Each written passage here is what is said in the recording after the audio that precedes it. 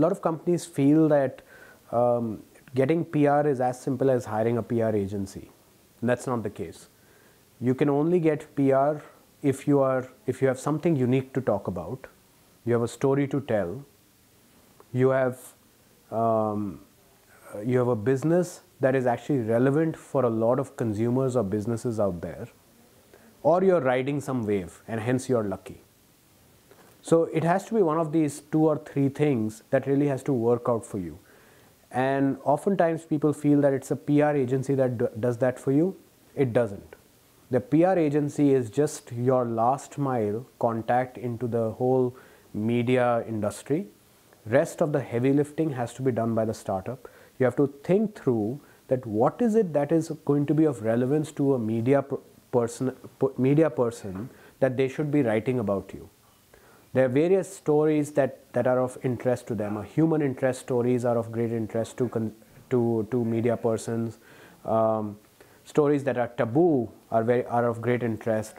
Something unique and unexpected is of great interest. Something that's part of an overall macro, whether it's a societal or an economic or a geographic trend, is of great interest, and how your company plays a role in that.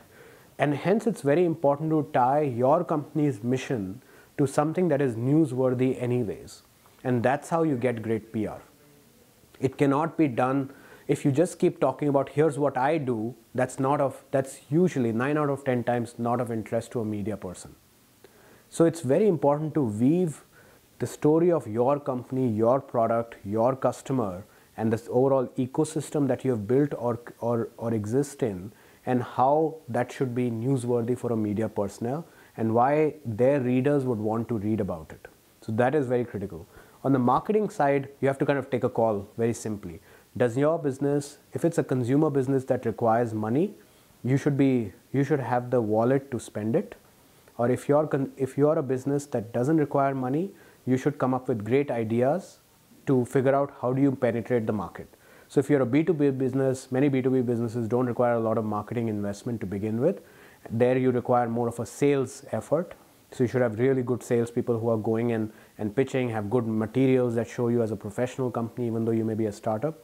But if you're a B2C business that has to break the clutter, get millions of customers on board who will transact with you or use your service, for that you probably need to spend money in India, because we are still trying to get a lot of consumers to adopt to technology like mobile internet.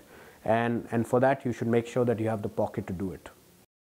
Traditional media in India is very expensive, and most early stage companies typically will not have the funding ready with them to be able to finance that. As a result, PR is actually a much better marketing strategy overall, which is something we used also. We were the first non-travel e-commerce company to advertise on TV. It worked tremendously for us and created a wave of other internet businesses come and start promoting themselves and building their brand on traditional media. The good thing about traditional media is that in India, consumers still believe that a company that advertises in newspapers and TV and radio are bigger and hence more trustworthy businesses and brands versus one that doesn't.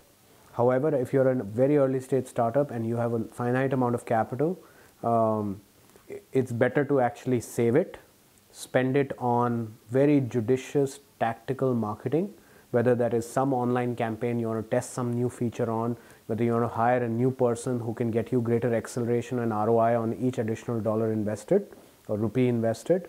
I think that's a much better idea than going and blowing up a lot of money on advertising upfront, because at a very early stage that can be fatal for a company.